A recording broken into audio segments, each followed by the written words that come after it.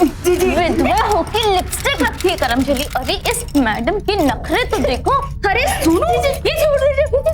Shampoo, ये भालू में शैम्पू भी लगाती, रंगीन साड़ी पहनती। सफेद साड़ी नहीं पहन सकती। इसी को हीरोइन बनने का बड़ा शौक है ना। हीरोइन बनेगी। ऐसे कलर के कपड़े तू नहीं पहन सकती। कितनी बार कहा है तुझे मैंने, लेकिन तेरे दिमाग में तो कोई बात आती नहीं है ना। तेरे बेटे को तो खा गई, कितने घर के मर्दों को और तू खाना चाहती है?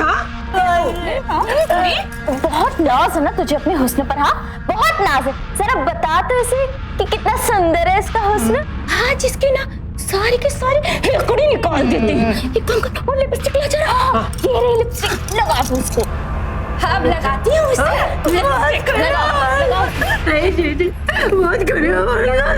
काम कर, थोड़ा सा पाउडर भी लगा दे। कितनी सुंदर लग रही है। अब बताती हूँ मैं ये कैसे बनेगी गोरी। सफेद और गोरी चुड़ैल नहीं, लाल मुंह की बंदरिया। अरे सोनू, एक काम कर, इसके बड़े सुंदर बाल है ना, कैंची लेके आ जरा। इसके सुंदर बाल को और सुंदर बना दो। अभी लाई जल्दी सुंदर।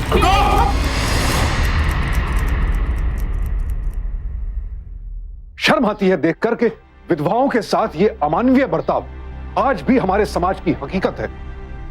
किस जमाने में रह रहे हैं हम लोग? आज के आधुनिक दौर में ऐसी बर्बरता देखकर लगता है 2015 में नहीं, मध्य युग के किसी पिछड़े हुए समाज में रहते हैं हम लोग। क्या सिर्फ सड़कों, इमारतों और मेट्रो से ही हम आधुनिक होते हैं? जी नहीं, आधुनिकता एक विचार है जहां सबको खुलकर जीने का हक होता है। जबकि हमारे समाज की सच्चाई तो यह है कि एक स्त्री के विधवा होते ही उसकी तमाम अच्छाइयां बुराइयों में बदल जाती है। कल तक जो घर की लक्ष्मी थी वो अचानक अपशकुन हो जाती है। उसे मानसिक शारीरिक यातनाएं दी जाती हैं और पुरुष वर्ग वो तो उसे हर वक्त अपने लिए उपलब्ध एक वस्तु समझने लगता है और कुछ नहीं। ज्योति के साथ भी उसके ससुराल वालों ने ऐसा ही बुरा बर्ताव किया जब उसका पति इस दुनिया से चल बसा। परिवार जहां इंसान को सबसे पहले सुरक्षा मिलती है, उसी माहौल में विधवा महिलाएं ऐसा असुरक्षित जीवन बिताने को मजबूर है।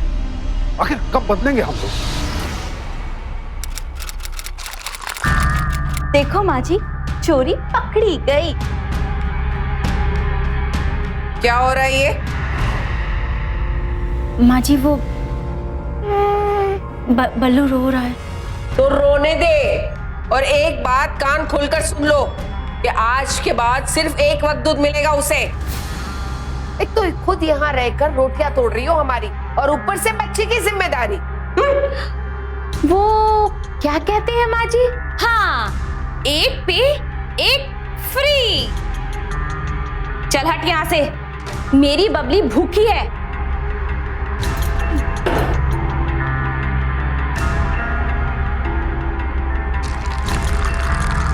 सोनू, एक और गिलास देना। ये लो भाभी।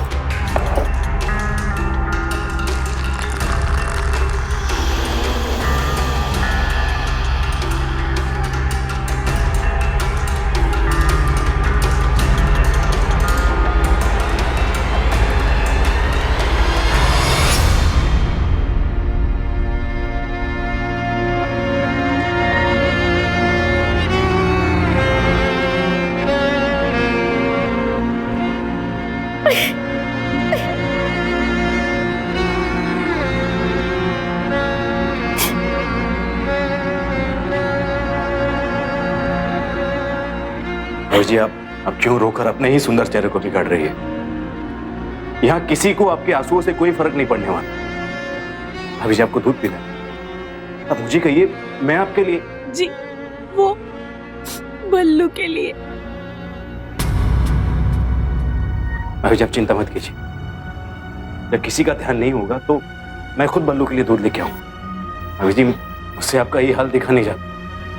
अगर उस दिन भी मैं सही समय पे नहीं आता, ये लोग तो आपके बाल को, गिरीश भैया जिंदा होते क्या वो ये सब बर्दाश्त कर पाते? जी मैं जानता हूं, जब एक औरत के सर पर से मर्द का साया हट जाता है तो लोग उसे बेसहारा समझने लगते, लेकिन आप बेसहारा नहीं। मैं आपके साथ हूं। मेरे होते हुए कोई आपका बाल विवाह का नहीं कर सकता। भाभी जी आप जानती है कि मैं आपकी कितनी इज्जत करता हूँ। कहाँ हो बाबूजी, अजी सुनते हो?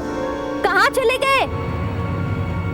मैं चलता हूं, लेकिन आप चिंता मत कीजिए, आपका देवर हर कदम पर आपके साथ है।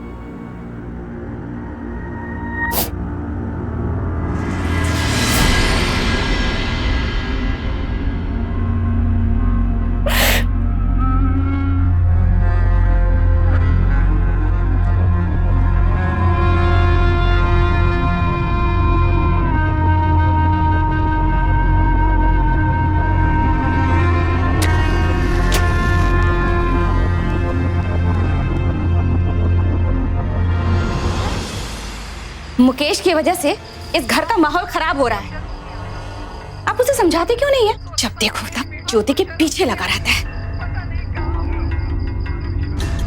बच्चों पर क्या असर पड़ेगा? दूसरी वो है कि मर्दों के सामने अपने हुस्न की नुमाइश करती रहती है। मनहूस कहीं की। कितनी बार कहा आपसे कि उस मनहूस औरत से दूर रहा करो, पर आप सुधरने वालों में से हो ही नहीं। चुप, अपनी जबान को लगाम दे।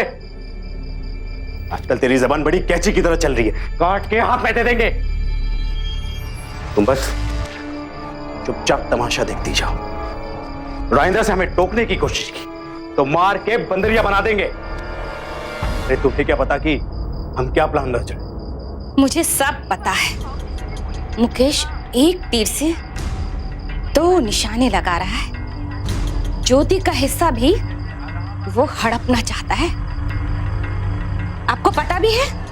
अरे हाँ, उससे होना जाना कुछ नहीं है, सब पता है मुझे। मैंने एक बढ़िया प्लान बनाया है। यह है मेरा प्लान। इस स्टैम्प पेपर पर ज्योति का साइन लेना है। जानती इस पे क्या लिखा है? इसमें लिखा है, मैं स्वर्गीय गिरीश कुमार की धर्मपत्नी ज्योति कुमार अपनी सारी जायदाद बिना किसी दबाव के अपनी इच्छा से अपनी प्रिय देवर मुकेश के नाम करती हूं, यानी कि मेरे।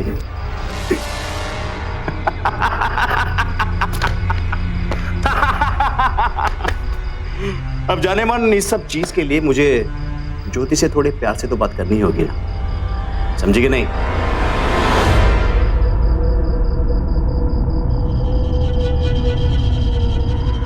ये स्टाम्प पेपर के बारे में बताना मत किसी को, और खासकर उस मुकेश और उसकी बीवी को, समझे? जैसी आपकी आज्ञा। अब आज्ञा ये है कि पाँव दबाओ मेरे। पाँव तो मैं आपकी जिंदगी भर दबाऊंगी। बस एक बार ज्योति का हिस्सा अपने हिस्से में आ जाए, फिर देखना। अब जल्दी चलिए, बाबूजी टेबल पर आ चुके हैं खाना खाने के लिए। उठिए, चलिए। अरे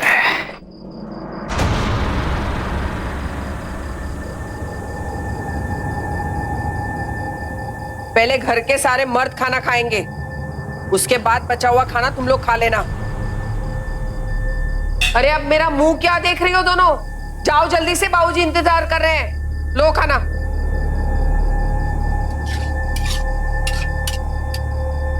माँ जी, तुम छी, जाओ यहां से।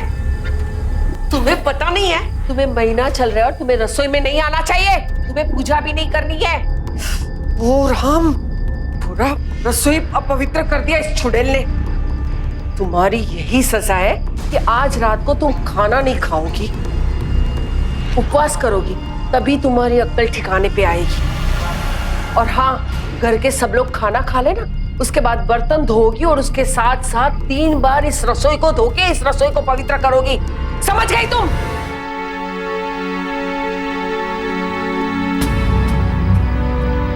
जाओ जाओ। ठीक।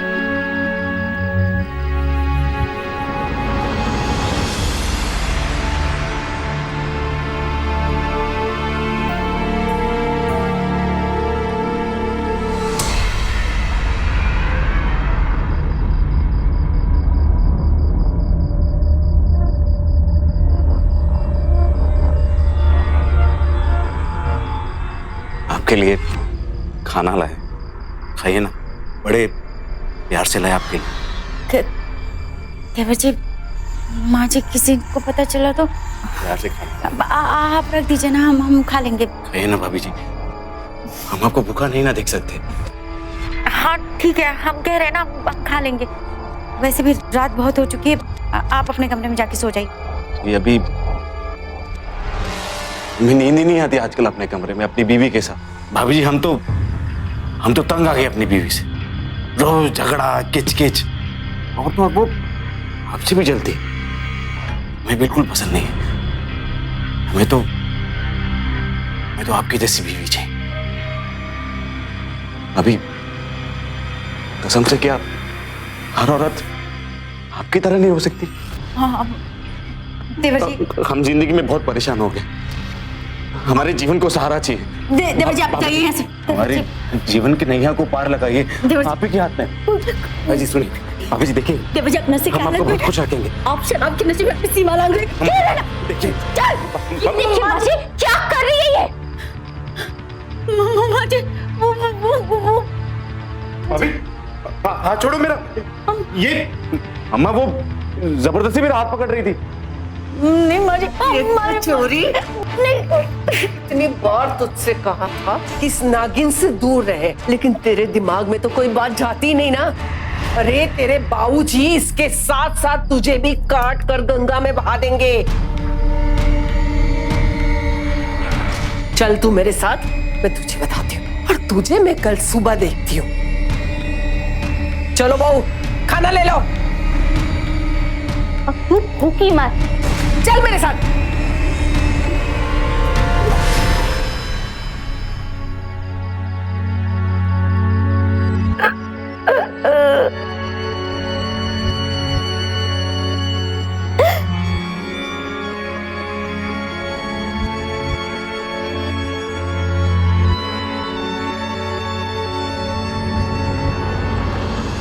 बारिश ना होने के कारण इस साल फसल बर्बाद हो जाएगी। सरकार ने जरूरी कदम उठाने का फैसला किया है।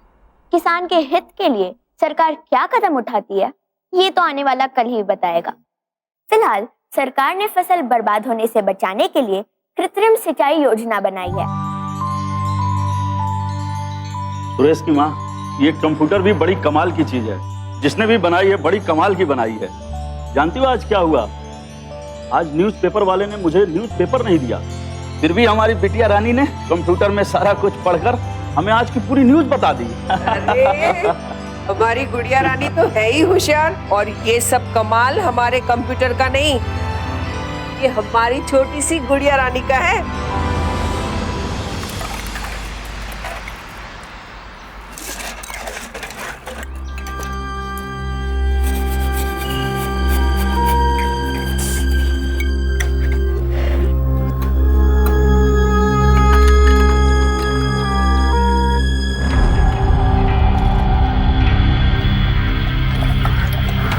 भाभी जी अब कितना काम कर रही है। सुना है आपका दाना पानी भी बंद कर दिया। अगर आप कहे तो हम आपके लिए खाने का इंतजाम कर सकते हैं।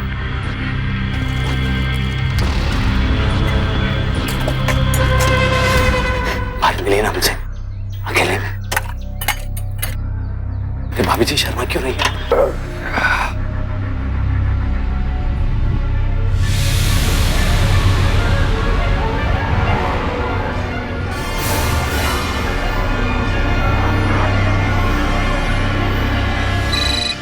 अरे फोन आ गया।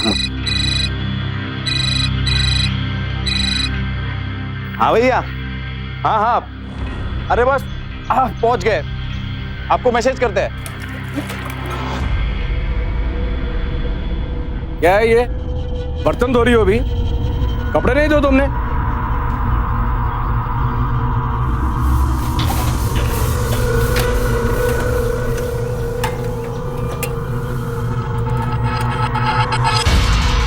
मेरी बात ध्यान से सुनो,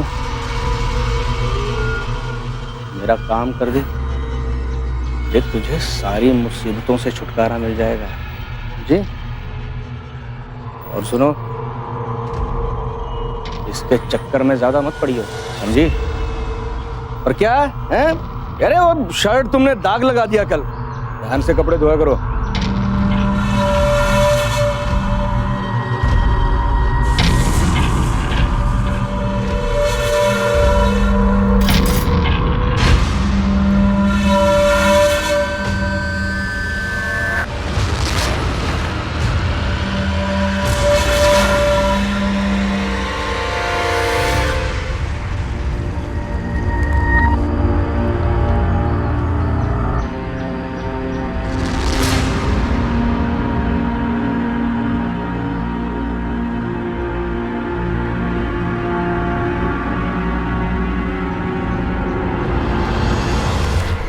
अच्छा, तो और नया क्या क्या सिखाया तुम्हें स्कूल में? नई टीचर आई है तो वो लड़कियों के बारे में बहुत अच्छी अच्छी बातें बताती। हाँ,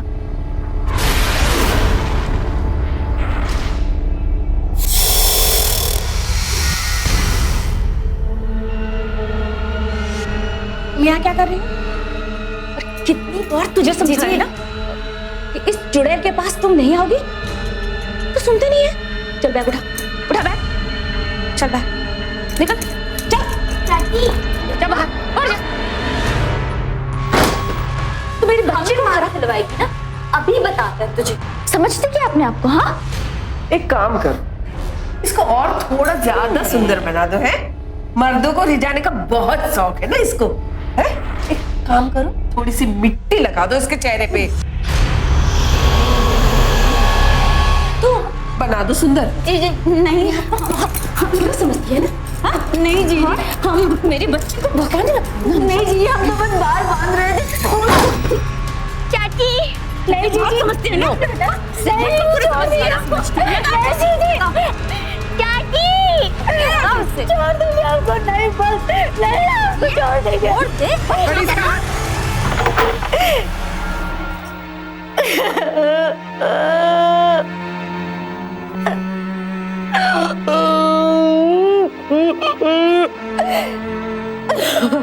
एक अच्छा परिवार ही अच्छा समाज बनाता है और अच्छे समाज से ही अच्छे देश का निर्माण होता है।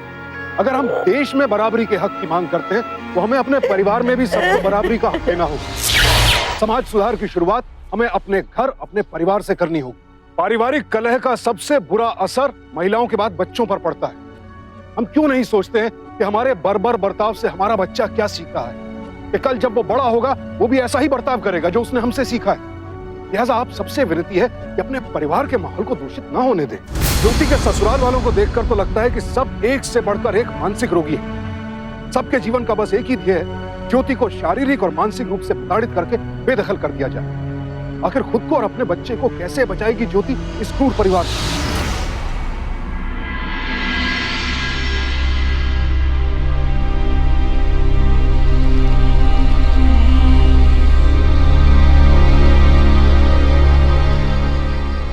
चाची, चाची ये लो किताब। पता है, आज स्कूल में हमें एक नाटक दिखाया गया था, औरत के अधिकार।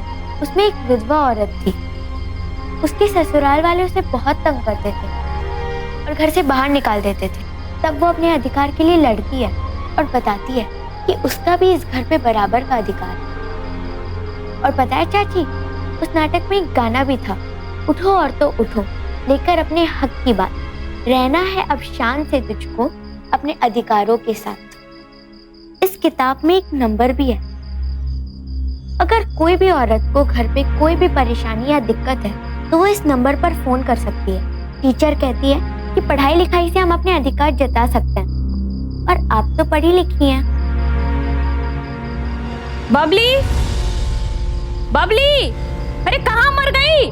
चाची, मैं जाती हूँ, माँ बुला रही है।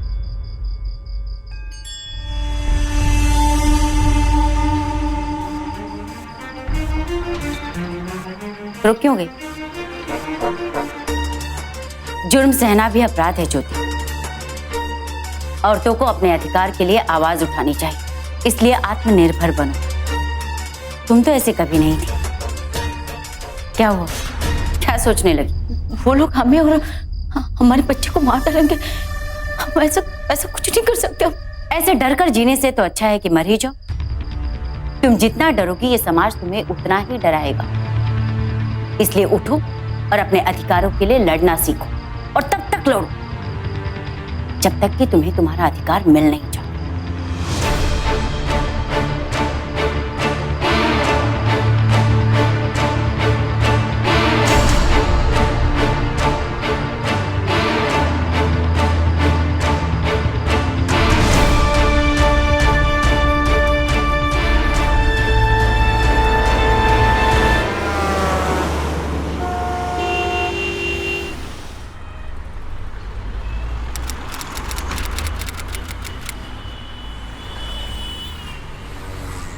श्याम भैया, हमें चाय पत्ती, 2 किलो चीनी और 2 किलो मसूर की दाल दे दीजिए।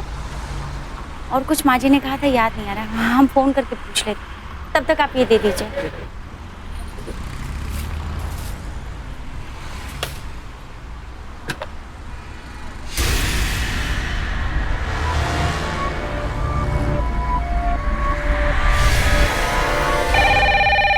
हेलो, नारी सहायता केंद्र, क्या सेवा कर सकती हूँ आपकी?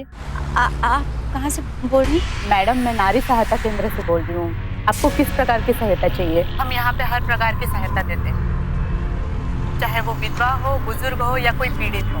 आपको कैसी सहायता की जरूरत है? हेलो हेलो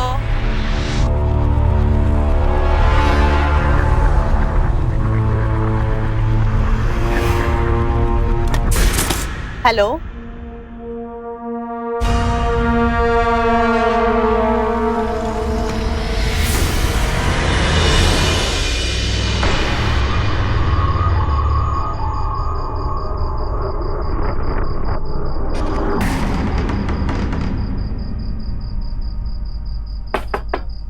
चाची, चाची,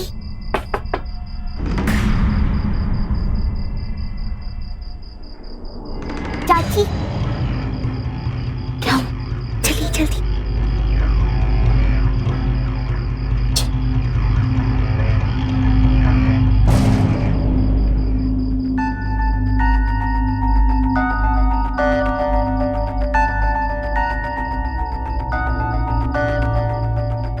चाची, आप ये जल्दी से नोट कर लीजिए।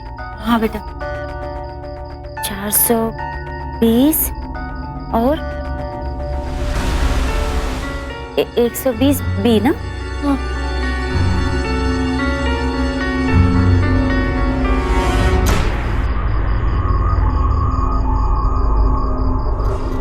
और कहा था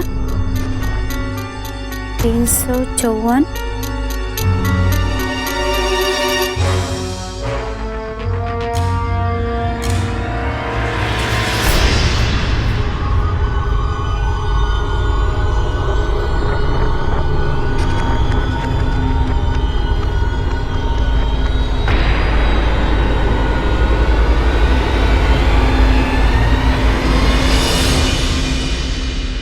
अरे यूं चुपचाप बैठे रहने से कुछ नहीं होगा। मैं तो कहती हूँ इस ज्योति का कुछ करो, सोचो उसके बारे में कुछ। मैंने कहा ना तुझसे, सीधे से मेरी बात मान, वरना मैं तेरा जीना हराम कर दूंगा। पकड़।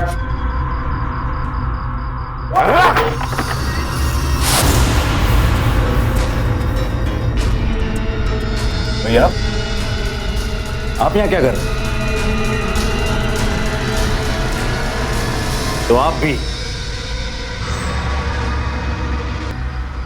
जब बड़े बात कर रहे हो तो छोटों को बीच में नहीं आना चाहिए, समझे? देख बोरानी, सीधे से इस पर साइन कर। देख, अबू जी अंदर सोए, मैं शोर शराबा नहीं चाहता। भैया, मैं आपको अकेले जायदाद हड़पने नहीं दूंगा। साइन कर। आपको क्या लगता है ताकत सिर्फ आपके पास है? थप्पड़ आप ही मार सकते हैं, हाथ मेरा भी उठ सकता है। अब आप हटिए यहाँ से, यहाँ आइए। कहाँ लेके जा रहा है? की बात तो साइन कीजिए। क्या ना पहनेगा? ये किसके चिल्लाने की आवाज आ रही है? अरे नहीं नहीं, कुछ नहीं है। नहीं नहीं, मुकेश और सुरेश की चिल्लाने की आवाज आ रही है। नहीं, मुझे तो लग रहा है कि टीवी चल रहा होगा। नहीं नहीं, कुछ ना कुछ गड़बड़ है। चलो चल कर देखते हैं। तो अच्छा नहीं करो छोटे। बोल दिया छोड़ दे मुझे, मुझे मारूंगा आपको, छोड़ूंगा नहीं तुम्हारा। क्या हो रहा है? अरे रुको, समझा अपने पति को। अरे तू समझा वो कैसे है फसाद कीजिए। अरे और बात कीजिए, क्यों कर रही हो?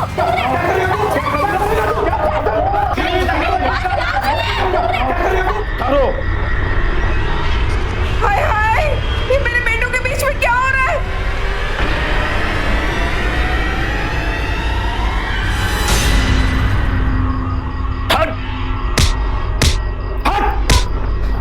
नालायकों, तुम दोनों को क्या इसी दिन के लिए पैदा किया था मैंने? तुम दोनों भाई आपस में ही झगड़ा करो। तुम दोनों परिवार में रहने के लायक भी नहीं हो। आज मैं तुम दोनों को नहीं छोड़ूंगा। मेरे दोनों बेटों को क्यों मार रहे हो आप? अगर आपको मारना ही है ना तो इसे मारिए। सारे फसाद की जड़ यही है, समझे?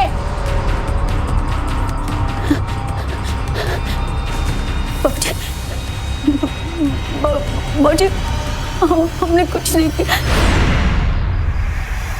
आखिर तुझे चाहिए क्या? तुझे जो कुछ भी चाहिए मुकेश दे रहा है ना। पहले उसे उकसाती है, फिर भोली बनने का नाटक करती है। इस करम झली को अभी के अभी खत्म कर दो, सारा प्रकोप ही मिट जाएगा यहाँ से। नहीं, पहले मेरे एक बेटे को खा गई, अब दूसरे दो बेटे को खाने पे पड़ी हुई है। तो सुनो, ऐसा करते हैं, न रहेगा बांस न बजेगी बांसुरी। ले आओ मिट्टी का तेल, आज इसका खेल खत्म ही कर देते। क्या गलती है हमारी जो आप सब लोग हमें इतना परेशान कर रहे हैं? मुझे आप बोले ना, क्या गलत किया हमने? कोई बताएगा हमें इसलिए क्या हुआ है? ये हमारे जेठ, हमारे धर्म में कहते हैं जेठ यानी कि बड़ा भाई, और ये हमारे देवर। हमारा धर्म कहता है कि देवर यानी कि बेटी समान। ये दो लोग हमारी इज्जत लूटना चाहते हैं। सुना मुझे आपने? आपके दो बेटे आपकी विधवा बहू की इज्जत लूटना चाहते हैं। और जेठानी जी, बताइए ना, इसमें हमारी क्या गलती है? हम कहाँ गलत है? अगर कल को यही चीज आपके साथ मुकेश देवर जी करते तो आप इसका दोष किसके सर मानती? बताइए ना जेठानी जी, बताइए ना। क्योंकि हमारे पति मर गए, हम विधवा है, तो कल तक जो इस घर की इज्जत हुआ करती थी आज अपशगुनी हो गई। मैं आपसे पूछती हूँ माँ जी, अब आप हमको बताइए कि आप सबके पति अमर रहने वाले हैं? दीदी, आपकी एक बेटी है बबली। कल को अगर बबली बेटी अपने ससुराल जाती है और उसके ससुराल वाले उसके साथ ऐसे ही बर्ताव करते हैं तो आपको कैसे लगेगा? कैसा लगता है आप सबको? कोई हमें बताएगा?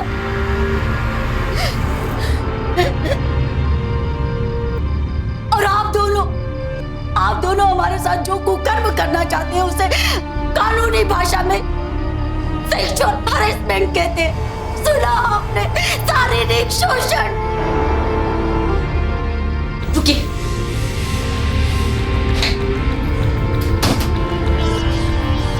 ये लीजिए किताब और देख लीजिए। इसके हिसाब से आईपीसी की धारा 354A के तहत आप दोनों को 3 साल की सजा और हजारों रुपए का जुर्माना भरना पड़ सकता है। आप दोनों हमारी प्रॉपर्टी हड़पना चाहते थे ना हमारी प्रॉपर्टी।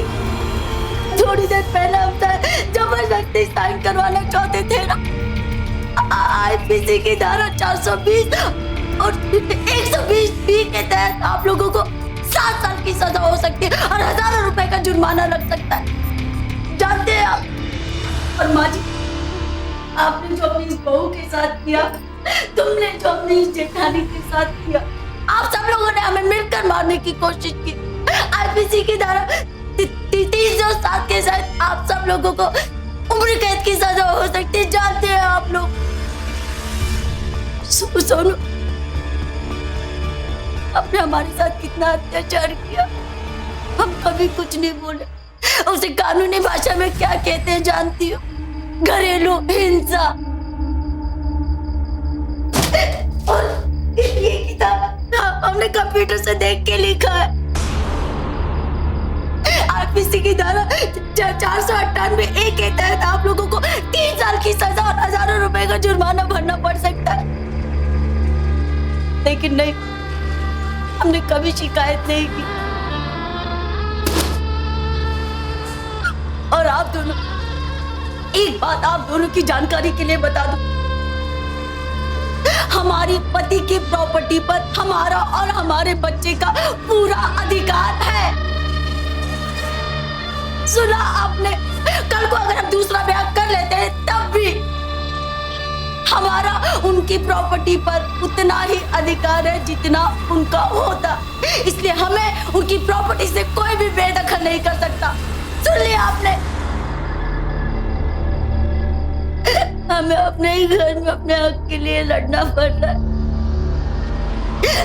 इससे दुखदाई बात और क्या हो सकती है? सोनू, हमें एक बात बता, देवर जी की गलतियों की सजा हमें क्यों दे रही हो?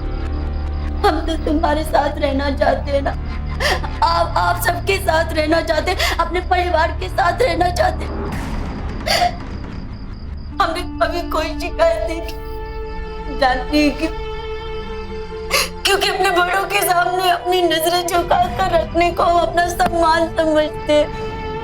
अगर हम थाने या कोर्ट में जाकर शिकायत कर दे तो आप लोगों को सालों की सजा होगी, न जाने कितने का जुर्माना लगेगा। हम ऐसा नहीं चाहते माँ जी।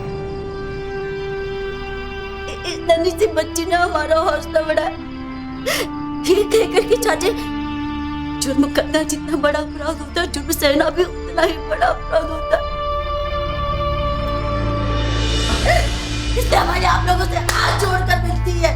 हम नहीं चाहते कि हम जिस अदब की वजह से आप लोगों के सामने डर कर चुप रहकर रहते हैं, हमारी वो नजरें आप लोगों के साथ बदतमीजी करने के लिए या आपको जेल पहुंचाने के लिए,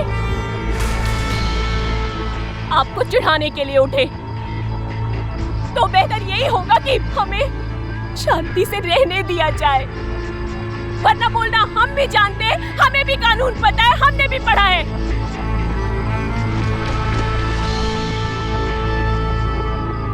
और जाते जाते आप सबको याद दिला दे कि ये हमारा घर है और हम कहीं नहीं जाएंगे। सुन लिया आप लोगों ने?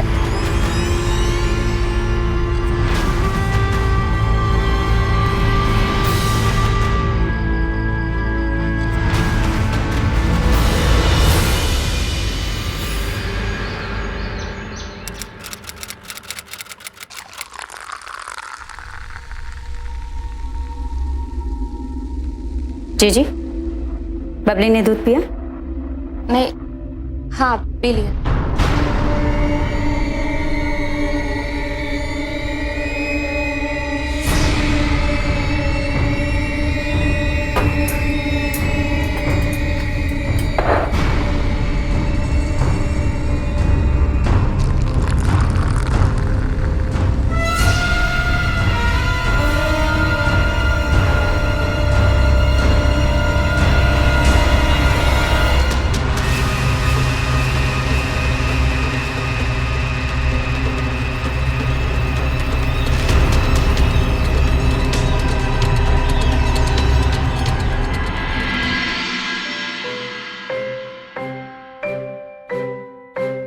सोनू,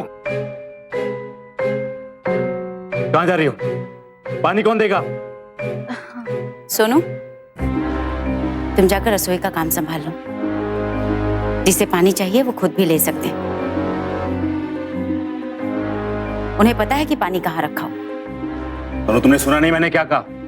क्या सोनू देवर जी, पत्नी स्वेच्छा से पति की सेवा करे बहुत आदरणीय बात है, पर पति उसे सिर्फ सेविका समझने की भूल करे, ये तो ठीक नहीं ना। आप खुद भी ले सकते हैं पानी।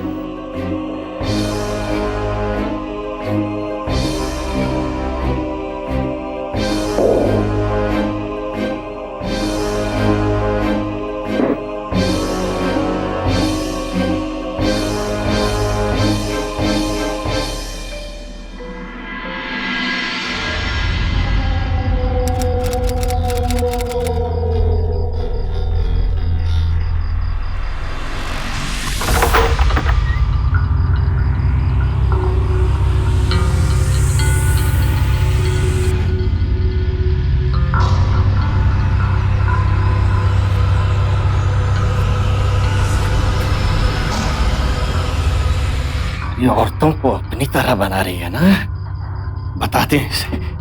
ये औरत तो गाय होती है, चारा गिराओ डंडे मार, इनकी औकात ही यही। आज इसकी इज्जत लूट ही लेते हैं। इज्जत भी लूटेंगे और दोनों को मार भी डालेंगे। चल भैया, चल।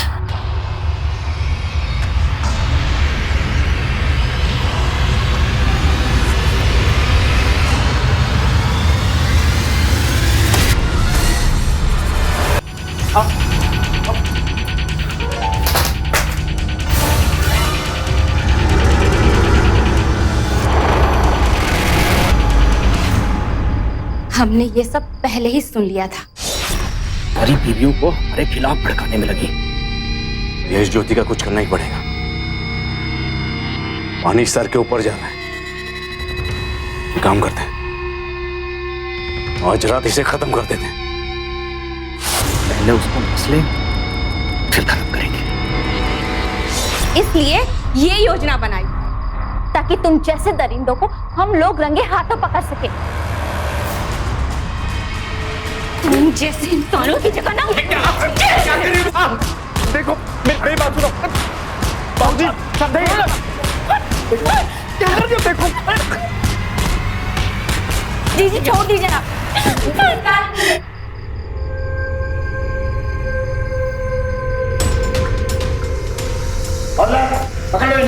पुलिस, बाबूजी ये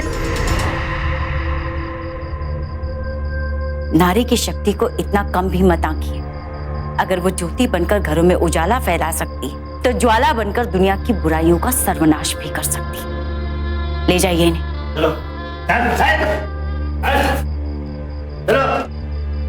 हिंदू उत्तराधिकार अधिनियम 1956 के सेक्शन 10 के मुताबिक एक विधवा स्त्री का अपने पति की संपत्ति और उसकी पुश्तैनी जायदाद पर उतना ही अधिकार है जितना कि उसके पति का था। और यदि किसी भी व्यक्ति की मृत्यु वसीयत लिखे बिना हो जाती है तो उसकी संपत्ति पर उसके सभी उत्तराधिकारियों का समान हक होता है, फिर वो चाहे महिला हो या पुरुष। जब किसी की पत्नी की मृत्यु होती है तब उस पुरुष को तो कोई अपशकुन नहीं कहता, उल्टे पुरुष की तो दूसरी शादी की बातें भी होने लगती हैं। तो फिर एक विधवा भी तो हम सभी की तरह इंसान है ना। अपने जीवन, अपने परिवार पर उसका भी उतना ही हक है जितना किसी और का। आखिरकार ज्योति ने अपने उत्तराधिकार की जंग जीत ही ली।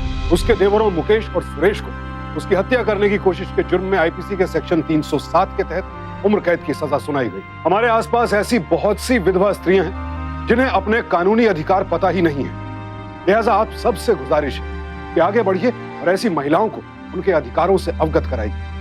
इसी प्रार्थना के साथ अब मैं सुशांत सिंह आपसे विदा लेता हूं। फिर मुलाकात होगी ऐसी एक और सत्य घटना के साथ। सावधान रहें, सतर्क रहें, सुरक्षित रहें। देखते रहें सावधान इंडिया, फाइट बैक नाउ। तो सावधान